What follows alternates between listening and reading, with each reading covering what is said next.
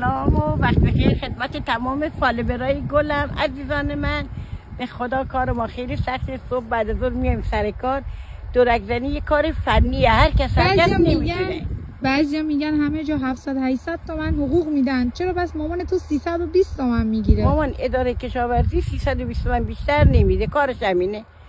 صبح میریم بعد از ظهر دوباره میایم، کار ما تکرار میشه. 160 تومن صبح، 160 تومن بعد از ظهر، 320 تومن. بله این باید ضربه نخوره که کلالش بشکنه. یه خیلی دقت میخواد، خیلی دقت میخواد. باید قشنگ راحت اینو در بیار به این صورت که این اصلا ضربه نخوره. این کلاله این نباید ضربه بخوره. پمیر میذاریم دورش، بعد فردا از اون پای پدری میاریم و به این صورت گردافشانی میکنیم. دوباره این پمیر رو میذاریم و با نخ